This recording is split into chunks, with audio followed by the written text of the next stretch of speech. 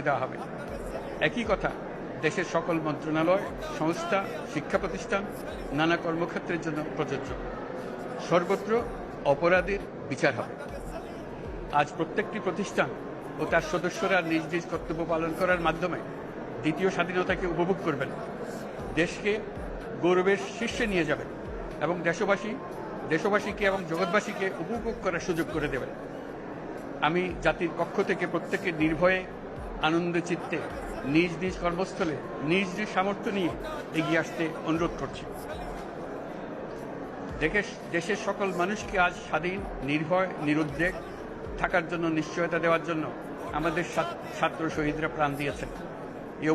এই অভ্যুত্থানের মাধ্যমে সৃষ্ট সরকার দেশের প্রত্যেকের সরকার।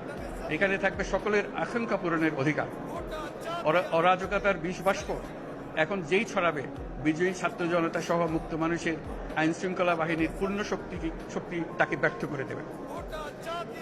নিষ্ঠুর স্বৈরাচারী সরকার দূর হয়ে গেছে।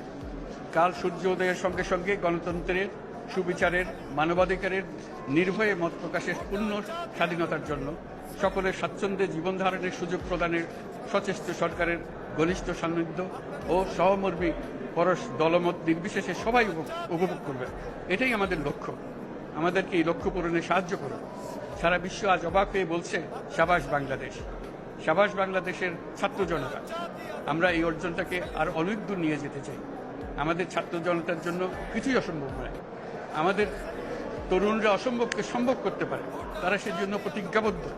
যদি আমরা ঐক্যবদ্ধ থাকি, ধ্বংসাত্মক কর্মকাণ্ড থেকে দূরে থাকি, সবার জন্য মুক্ত পরিবেশ সৃষ্টি করতে পারি, আমাদের বিজয় অবশ্যই হবে।